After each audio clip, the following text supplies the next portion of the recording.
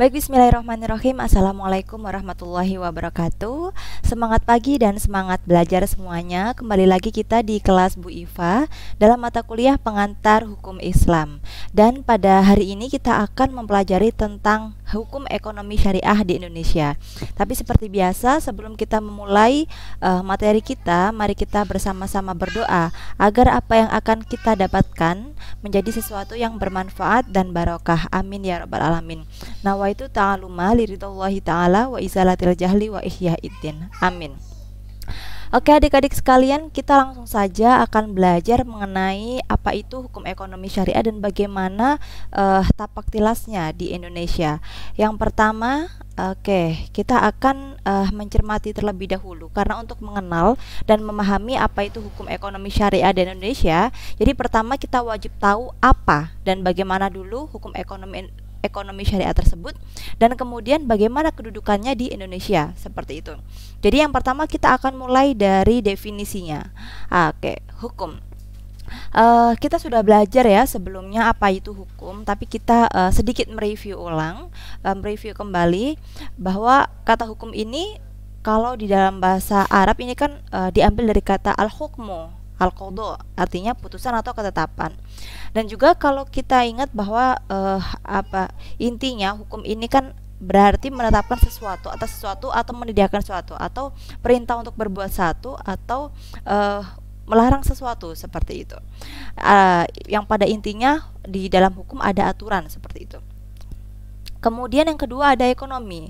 Ekonomi sendiri ini merupakan suatu ilmu sosial yang mempelajari aktivitas manusia yang berhubungan dengan produksi, kemudian distribusi dan konsumsi terhadap barang dan jasa. Saya yakin adik-adik sekalian pasti dan sering sekali mempelajari apa itu definisi dari ekonomi. Dan yang terakhir adalah syariah. Kita juga sudah ulas pada materi kita yang awal-awal dulu apa itu syariah, yang pada intinya syariah ini adalah khitabuh atau aturan Allah yang wujudnya adalah Al-Quran dan hadis. Kemudian setelah kita mereview kembali apa itu hukum, apa itu ekonomi, dan apa itu syariah, kemudian kita akan membahasnya secara satu kesatuan seperti itu. Kita akan membahasnya secara utuh. Jadi kalau kita mempelajari atau kita membahas apa itu hukum ekonomi syariah, ini sama halnya kita mengkaji ilmu ekonomi Islam ya, maksud saya. Jadi di sana akan terikat dengan nilai-nilai Islam atau dalam istilah sehari-hari terikat dengan ketentuan halal dan haram, seperti itu. Sementara untuk persoalan halal dan haram ini merupakan salah satu lingkup kajian hukum. Maka hal tersebut tentu menunjukkan keterkaitan yang sangat erat antara ketiga definisi ini, peristilahan ini, apa itu hukum, ekonomi, dan syariah. Ini memiliki keterkaitan erat seperti itu.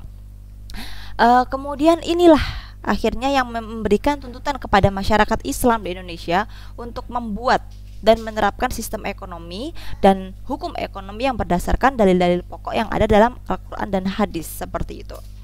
Kemudian jadi kalau kita melihat dari sini kita bisa ambil garis penting ya. Ada dua hal yang saling berkaitan erat, yaitu sistem ekonomi syariah dan hukum ekonomi syariah. Kenapa demikian? Karena untuk membangun suatu sistem ekonomi syariah ini diperlukan kemauan masyarakat untuk melaksanakan ketentuan-ketentuan fikih di bidang ekonomi. Sedangkan untuk membangun hukum ekonomi syariah ini diperlukan kemauan politik dan untuk mengadopsi hukum fikih dengan penyesuaian terhadap situasi dan kondisi masyarakat Indonesia yang tentunya seperti itu. Nah, adopsi yang inilah yang kemudian merupakan suatu kewajiban ya, merupakan suatu kewajiban dan merupakan suatu ijtihad yang bukan hanya dari unsur agamawan saja. Dalam arti sini para fuqaha, ulama seperti itu bukan. Tetapi ketika ini memerlukan kemauan politik, artinya di situ juga ada campur tangan dari pemerintah, sehingga pada akhirnya dia akan bisa menjadi suatu hukum yang bersifat memaksa seperti itu, dan mengikat masyarakat Indonesia tentunya. Kemudian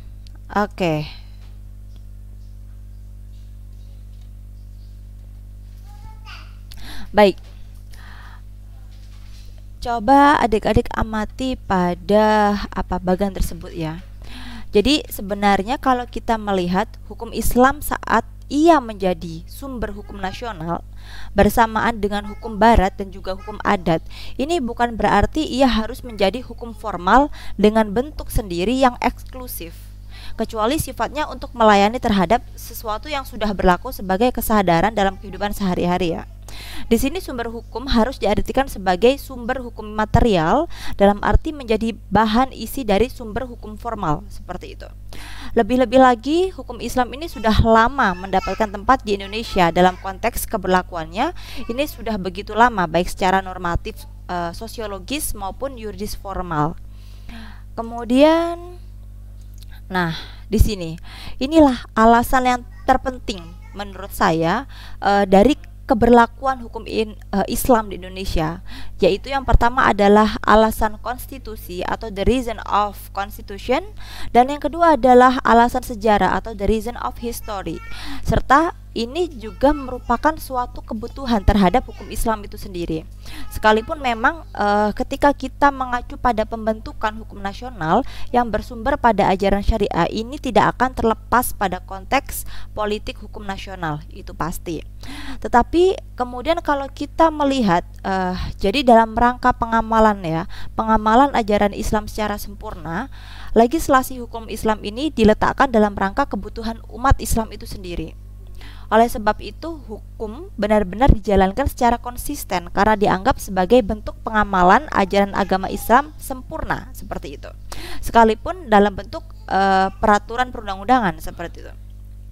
Karena kalau kita melihat bagaimanapun juga, agar dalam pelaksanaan perundang-undangan yang bertujuan untuk pembaharuan itu berjalan secara semestinya, nah hendaknya suatu hukum hendaknya dia harus sesuai dengan hukum yang hidup di dalam masyarakat, seperti itu. Kemudian karena apa? Nah, ini karena menurut saya suatu hukum yang dinamis ini merupakan hukum yang senantiasa hidup dan berkembang sejalan dengan laju perkembangan suatu masyarakat.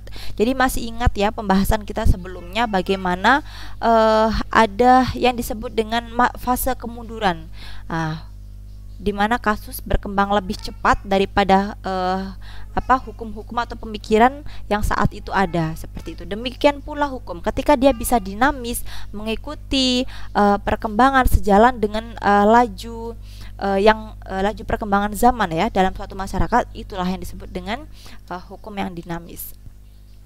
Kemudian hukum ekonomi syariah adalah kebutuhan masyarakat. Ini di sinilah saya ingin membaca mengenai bagaimana hukum ekonomi syariah ini menjadi sebuah kebutuhan dari masyarakat.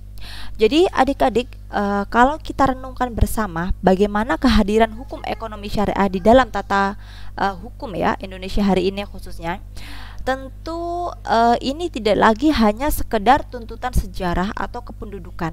Karena memang kalau kita bilang kependudukan, karena memang mayoritas di Indonesia ini agamanya Islam, seperti itu. Dan menurut saya ini hanya anggapan sebagian orang, tapi ternyata banyak yang meyakini itu.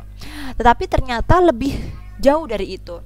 Ini juga yang kemudian disebabkan karena masyarakat ini merasa butuh setelah mengetahui dan dirasakan, oh benar ya, bahwa ekonomi syariah itu ketika benar-benar diterapkan dia merupakan suatu sistem yang adil.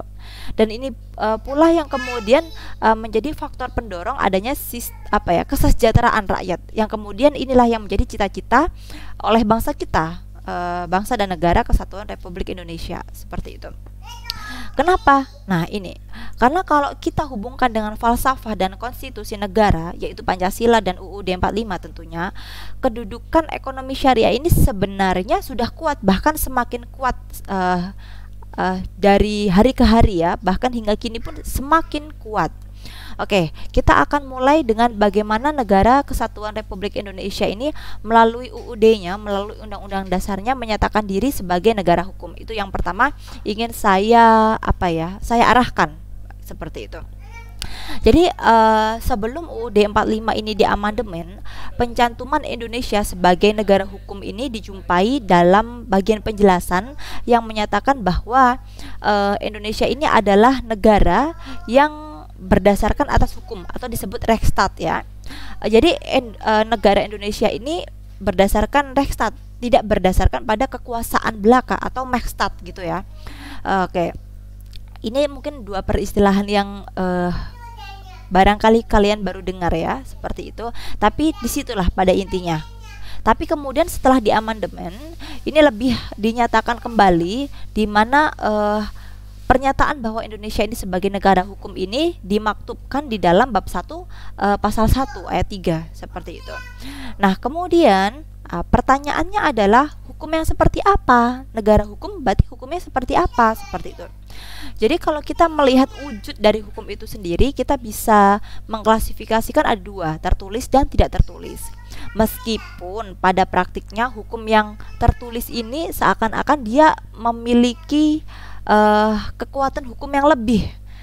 Jadi masyarakat lebih seakan-akan lebih berpihak kepada hukum yang tertulis ini, karena mereka merasa bahwa hukum tertulis ini memiliki kekuatan hukum yang mengikat lebih daripada hukum yang tidak tertulis seperti itu. Nah, kemudian karena ini ya pembagiannya ada dua, tertulis dan tidak tertulis, hingga kemudian kalau kita melihat ini, jadi salah satu yang tidak tertulis ini adalah living law, di mana ini merupakan hukum yang hidup bersama dengan masyarakat. Nah, inilah yang kemudian kita akan flashback kembali kepada materi kita sebelumnya ya, bahwa sejatinya hukum Islam di Indonesia ini sudah ada, bahkan sudah menjadi hukum di masyarakat jauh hari sejak jauhnya itu sejak bahkan pra kemerdekaan itu sendiri seperti itu ya. Oleh karena itulah penerapan hukum Islam secara legal formal melalui legislasi nasional ini merupakan hal yang mendesak dan menjadi kembali lagi ke kebutuhan masyarakat seperti itu.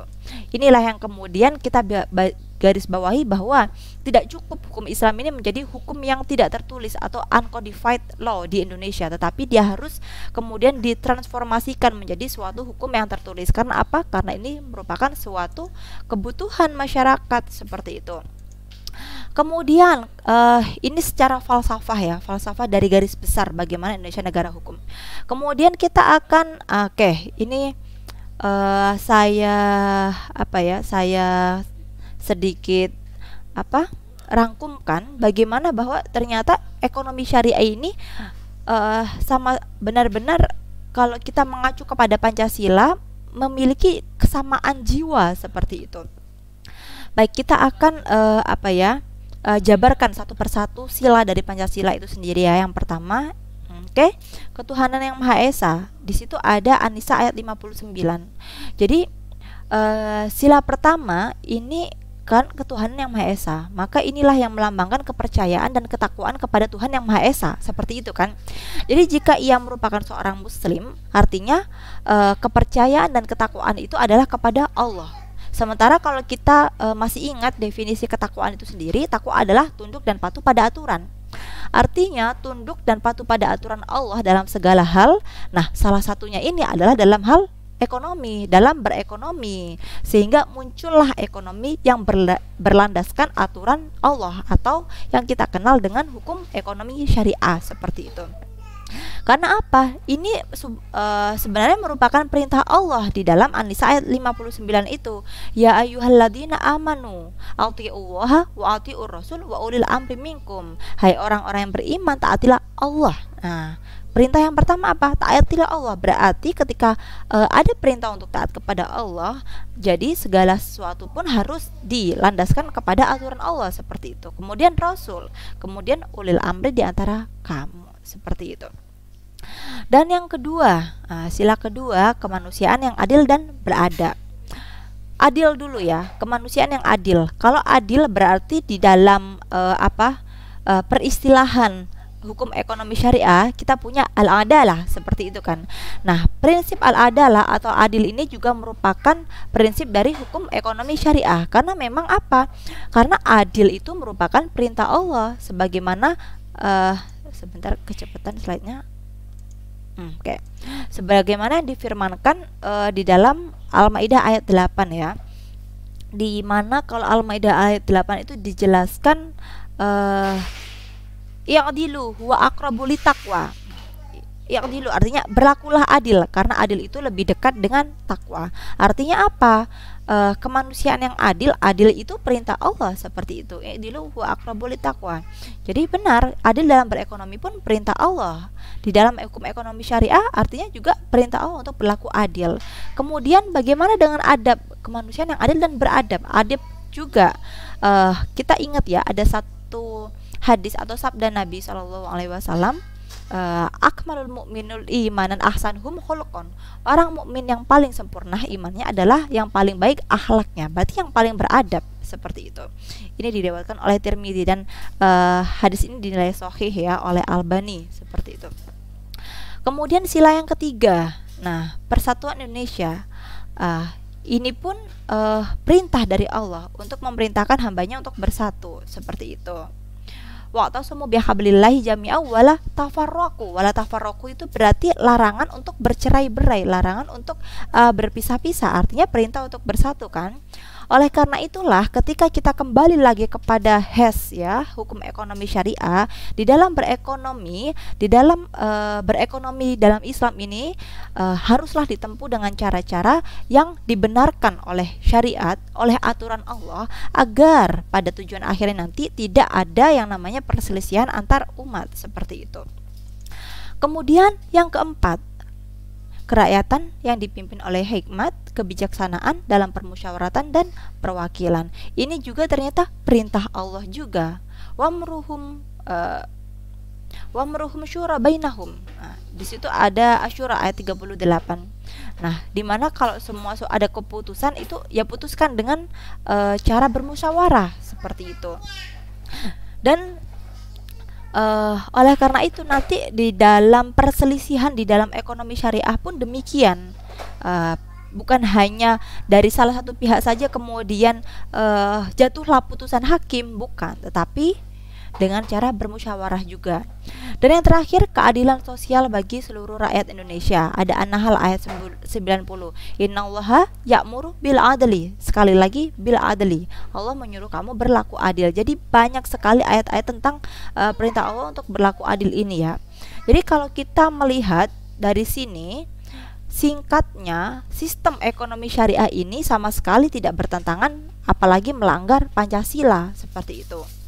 Karena apa? Karena kalau kita melihat masuknya unsur Islam ataupun ekonomi syariah di dalam cita hukum Indonesia ini bukan mengarahkan kita kepada ideologi ekonomi yang berpandangan kepada suatu agama tertentu, bukan. Ini bukan mengarahkan ekonomi nasional, maksudnya ideologi ekonomi nasional ini ya kepada agama tertentu saja, bukan.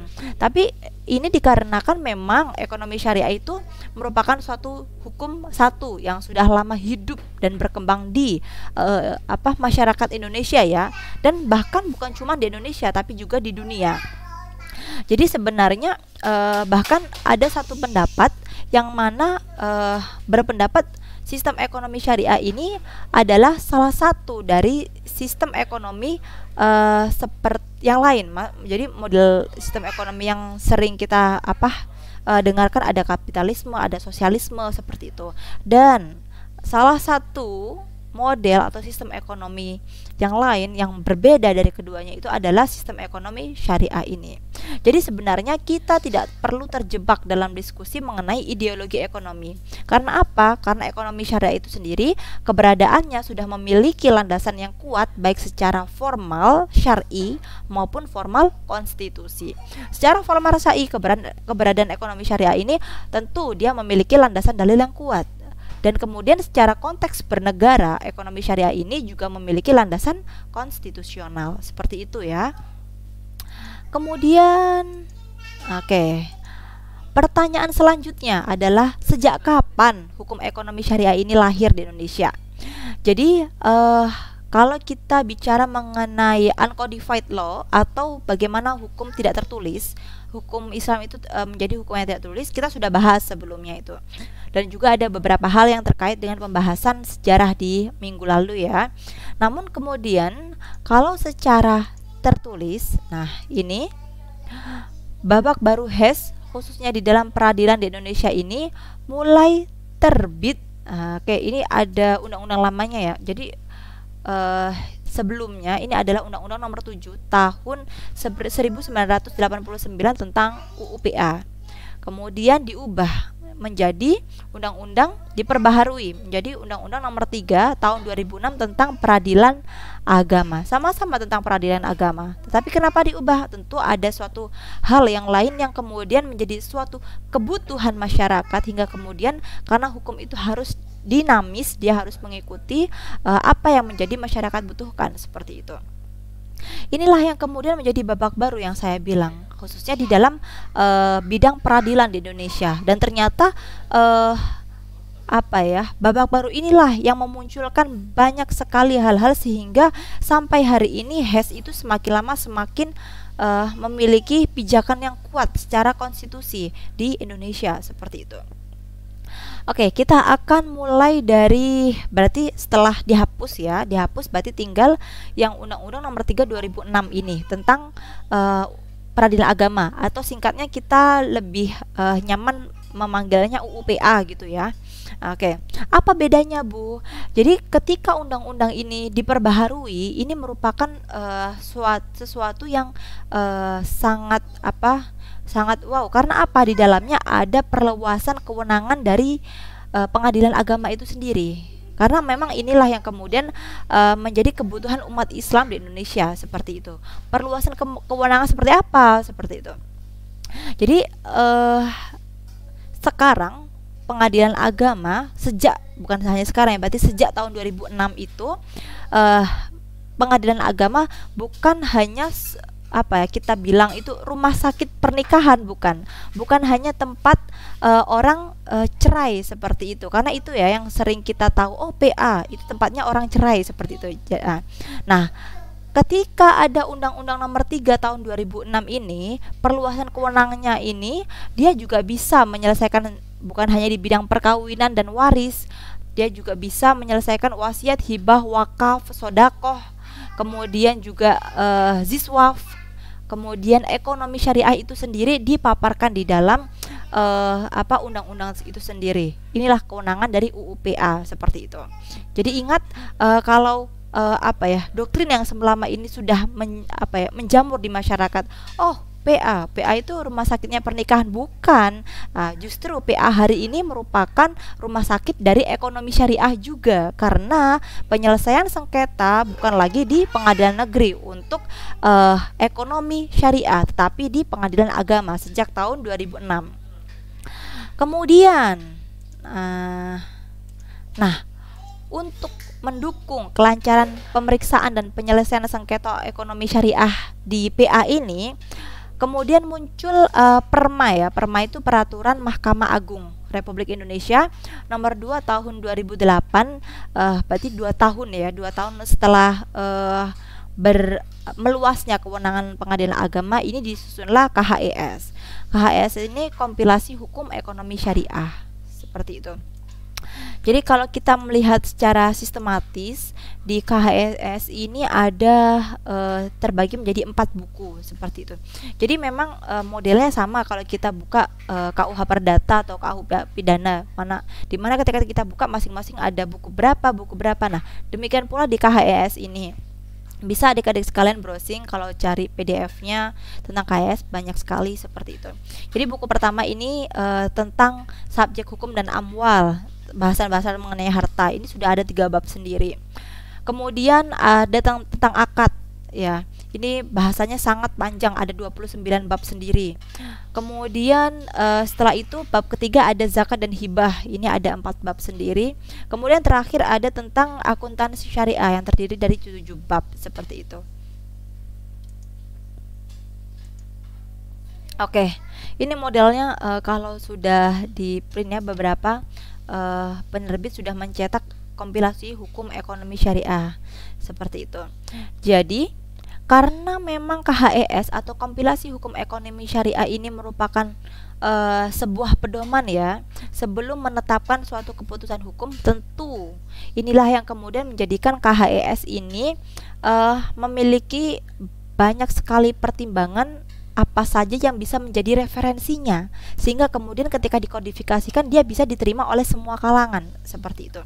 Jadi kalau kita melihat sumber rujukan dari KHES ini meliputi banyak kitab-kitab fikih, kemudian juga peraturan perundang-undangan yang ada, dan juga PSAK, seperti itu. Jadi kalau dari kitab-kitab fikih itu seperti Al-Fiqh Al-Islami wal Adilatuhu karya Wahbah Zuhaili, sering saya paparkan dan pakai ya untuk materi-materi PHI sebelumnya, seperti itu. Kemudian Al-Fiqh Al-Islami fi Saubil Jadid juga milik Mustafa Ahmad Zarko, juga sering. Kemudian Al-Muamalat Al-Madaniyah wal Adabiyah, ini karya Ali Fikr. Kemudian Al-Wasit fi Syarah Al-Qanun Al-Madani wal Jadid, ini karya Abdul Razak Ahmad As-Sanhuri. Kemudian ada Al-Muqarrat At-Tashri'iyah Bainal Qawanin wal Wadiyah Al-Madaniyah wa Tashri' Al-Islami, ini karya Sayyid Abdul Al-Husain. Kemudian ada Durarul Hukam. Durarul Hukam ini merupakan syarah Majalatul Ahkam. Jadi isinya adalah penjelasan sebenarnya. Ini karya Ali Haidar. Kemudian juga kita punya MUI yang di sana banyak sekali fatwa-fatwa mengenai ekonomi syariah, dan himpunan fatwa fatwa DSN atau Dewan Syariah Nasional dari MUI ini mengenai ekonomi syariah juga menjadi referensi untuk KHES ini ya, kompilasi hukum ekonomi syariah ini. Dan yang terakhir ada peraturan BI ya tentang perbankan tentunya. Seperti itu. Kemudian jika memang sebegitu urgentnya, sebegitu pentingnya ekonomi syariah, nah lalu apa aja sih yang menjadi kategori di dalam ekonomi syariah di Indonesia ini? Jadi kalau kita merujuk kepada UU-PA, lebih detailnya di bab penjelasan pasal 49, apa itu ekonomi syariah. Jadi di dalam UU-PA diperinci ya, bahwa ekonomi syariah ini merupakan perbuatan atau kegiatan usaha yang dilaksanakan menurut prinsip syariah. Meliputi biasa saja, ada bank syariah, ada asuransi syariah, reasuransi syariah, reksadana syariah, kemudian ada obligasi syariah dan surat berharga berjangka menengah syariah. Kemudian sekuritas syariah, pembiayaan syariah, pegadaian syariah, dana pensiun, lembaga keuangan syariah, bisnis syariah, dan terakhir lembaga keuangan mikro syariah. Intinya semuanya terbranding syariah seperti itu ya. Nah, pertanyaan selanjutnya, bagaimana Bu jika ada sengketa dalam ekonomi syariah? Diselesaikannya di mana? Di PN atau di PA? Sebenarnya kalian akan sudah mulai bisa membaca ya dari penjelasan saya tadi seperti itu. Tapi kalau ada pertanyaan kedua ini, bagaimana jika ada kontrak keduanya, kemudian kontrak dari para pihak maksud saya, dan mereka bersepakat kalau ada apa-apa kita selesaikannya di PN saja ya, karena PN ini kan lebih lama ya. Biasanya kalau sesuatu yang sudah lama itu lebih ahli dan lain sebagainya, kita nggak selesaikan di PA karena awalnya PA itu tidak mengurus tentang ekonomi syariah misalnya, seperti itu. Lalu bagaimana Bu? Yang pertama kita akan pelan-pelan membahas di mana dulu nih, kemana dulu kalau ada sengketa syariah. Jadi kita review lagi mengenai lahirnya Undang-Undang Nomor 3 Tahun 2006 ya, tentang perubahan dari UU-PA yang lama Nomor 9 Tahun 89 itu. Ini ternyata membawa perubahan yang besar terhadap kedudukan dan eksistensi peradilan agama di Indonesia. Jadi di samping kewenangan yang diberikan di bidang hukum keluarga Islam ya, jadi ada perkawinan waris. Dari dulu memang ngurusnya itu perkawinan waris, bahkan sejak zaman Belanda ada peradilan yang khusus orang Islam, itu yang ngurusnya hanya seputar keluarga Islam, antara perkawinan dan waris saja, seperti itu. Tetapi setelah 2006 ini, peradilan agama itu diberikan keluasan yang lebih untuk menyelesaikan perkara di bidang ekonomi syariah. Meliputi apa saja yang tadi sudah saya bacakan dan juga sudah terpapar ya di slide tersebut, seperti itu. Jadi secara otomatis karena sudah lahir undang-undang yang baru, ingat, undang-undang tidak berlaku surut. Artinya kalau ada yang lama, goodbye yang lama, kita ambil yang baru, seperti itu. Jadi oleh karena itu kalau ada apa-apa tentang undang-undang yang baru, kita harus cermati, benar nggak sih ini benar-benar mendukung untuk perkembangan masyarakat hari ini, seperti itu. Oke, jadi kita kembali ya. Jadi akhirnya kewenangan PN atau pengadilan negeri dalam menangani perkara-perkara yang sudah disebutkan ya tentang bahasan ekonomi syariah itu otomatis terhapus. Jadi meskipun kalau misalnya ada dua para pihak yang kemudian mereka berkontrak, karena kalau hukum perjanjian, hukum perjanjian asasnya nanti mungkin adik-adik sekalian akan lebih saya jelaskan detail kalau kita bertemu lagi di aspek hukum dalam bisnis ya. Yang mana salah satunya ini kalau ada dua para pihak yang bersepakat ya melakukan perjanjian, maka mereka akan terikat yang namanya asas pacta sunt servanda, di mana asas ini merupakan asas yang berlaku ya. Perjanjian inilah yang akan mengikat para pihak, dan karena apa, perjanjian ini berlaku sebagai undang-undang bagi para pihak, seperti itu. Namun yang kita bisa garis bawahi bahwa ini tidak bisa bertentangan dengan perundang-undangan yang kemudian diabsahkan secara tertulis seperti itu. Artinya pengadilan agama saja yang bisa memiliki kompetensi dan kewenangan dalam menyelesaikan sengketa, meskipun kedua belah pihak maunya di PN, tetapi secara karena sudah tidak lagi memiliki kompetensi di sana, tidak ada kewenangan di sana, ya tidak bisa, akhirnya tertolak, seperti itu. Jadi jika ada sengketa syariah meskipun secara kontraktual itu harus di PN, mereka harus kembali di PA, seperti itu ya. Kemudian next, lalu apa saja produk hukum di Indonesia, produk hukumnya, maksudnya produk hukum ekonomi syariah Indonesia. Jadi saya mengutip satu pendapat dari M. Atok Mudhar. Beliau mengidentifikasikan bahwa hasil ijtihad atau produk pemikiran hukum Islam ini ada 4 model. Ada fikih, ada fatwa, ada konun. Konun ini undang-undang ya. Ada qadha atau keputusan dari pengadilan. Jadi kalau kita mengacu pada keempat hal tersebut, ini bisa diambil sebenarnya proses pembentukan hukum ini tidaklah singkat, dari hukum agama hingga kemudian bisa diterjemahkan dan dipraktikkan di dalam hukum nasional, seperti itu. Ini prosesnya ini sangat lama, seperti itu. Kemudian ini jalurnya ya, fikih, fatwa, konun, dan qadha. Yang pertama, kalau kita melihat fikih ya, fikih ini kan pandangan ahli ya. Jadi pandangan ahli fikih perihal ketentuan syariah tentang suatu masalah tertentu, itu fikih. Kalau fatwa, penjelasan hukum syariat terkait masalah yang ditanyakan oleh penanya. Jadi fatwa ini dikeluarkan oleh memang otoritas yang resmi dan melalui ijtihad kolektif, yang akhirnya ketika sudah ditanya, otomatis yang bertanya menjadikan jawaban tersebut sebagai rujukan dan akhirnya mengikat dia, seperti itu kan, itu fatwa.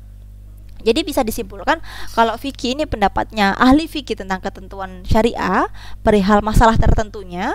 Kemudian kalau fatwa ini penjelasan ketentuan syariah perihal masalah yang diajukan oleh penanya, seperti itu ya. Oleh karena itu di dalam fatwa ada pihak yang menjawab dan ada pihak yang bertanya, seperti itu. Dan fatwa ini adalah teks jawabannya. Jadi paham ya di situ ya apa perbedaan fikih dan fatwa.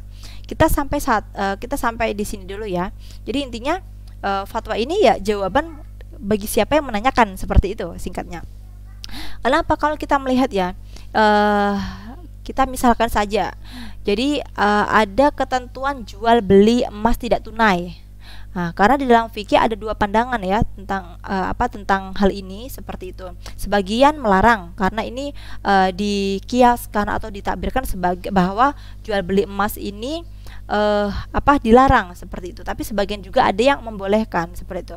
Namun fatwa DSN MUI ini lebih memilih pendapat yang kedua. Kenapa? Karena kalau kita melihat bahasan pertimbangan apa yang menimbang dari fatwa DSN MUI ini arahnya kepada hadis Ubadah bin Samit yang mana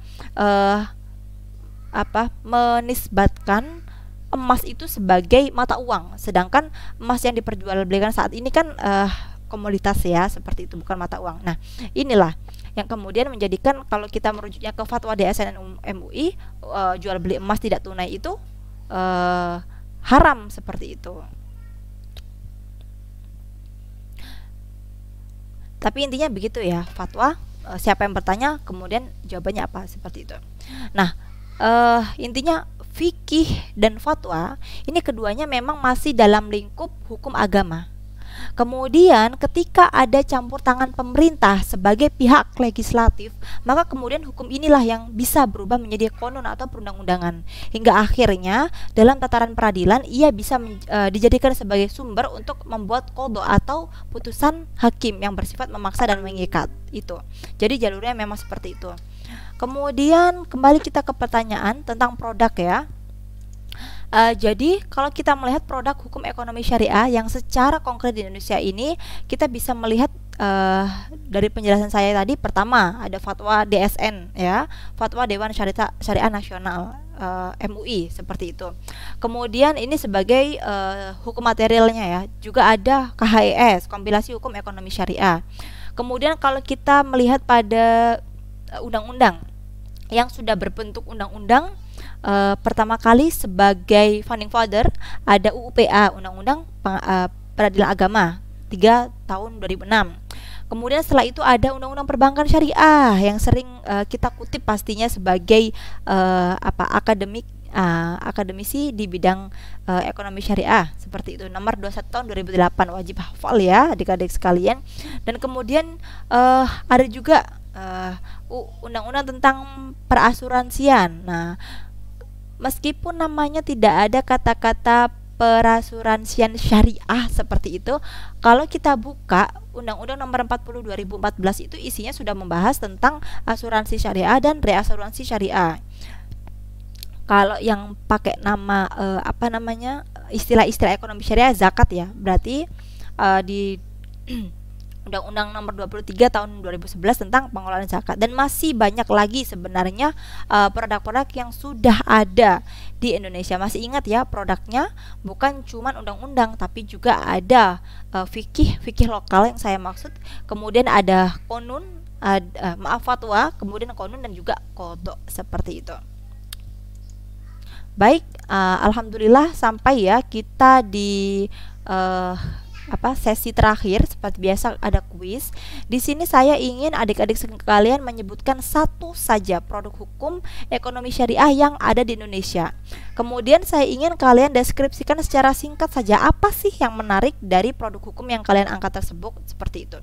Jadi ingat ya, produk hukum bukan hanya undang-undang. Kalian bisa cari fikih lokal. Maksudnya fikih yang kemudian dicetuskan oleh ulama lokal berdasarkan kondisi masyarakat sekarang tentang ekonomi yang ada, kasus ekonomi yang berkembang di masyarakat tersebut. Bisa kalian ambil mungkin fatwa dari beberapa ormas, bisa seperti itu. Ataupun fatwa MUI juga kalau ada bisa, boleh. Kemudian undang-undang juga boleh, ataupun putusan hakim. Nah, ini lebih lebih bagus lagi kalau kalian coba cek-cek di Badilak tentang dokumentasi produk yang sudah dicetuskan tentang ekonomi syariah, seperti itu. Jadi banyak ya sebenarnya produk hukum itu. Jadi saya harap jangan sampai ada yang sama dengan temannya karena saking banyaknya produk hukum ini. Baik, alhamdulillah sampailah kita di penghujung materi sudah ya, kuis sudah. Mari kita akhiri pertemuan hari ini dengan membaca hamdalah. Alhamdulillahirabbil alamin. Allahumma anfa'na bima 'allamtana wa 'allimna ma yanfa'una warzuqna uluman tanfa'una. Terima kasih atas partisipasinya. Tetap semangat belajar meskipun ini merupakan materi terakhir di pengantar hukum Islam. Semoga apapun yang sudah saya sampaikan untuk mata kuliah ini menjadi sesuatu yang bermanfaat bagi kehidupan kalian yang nyata, seperti itu. Bukan hanya ilmu yang hanya kalian bisa aplikasikan di ujian UTS atau UAS, tapi juga di kehidupan nyata kalian. Tetap semangat. Wassalamualaikum warahmatullahi wabarakatuh.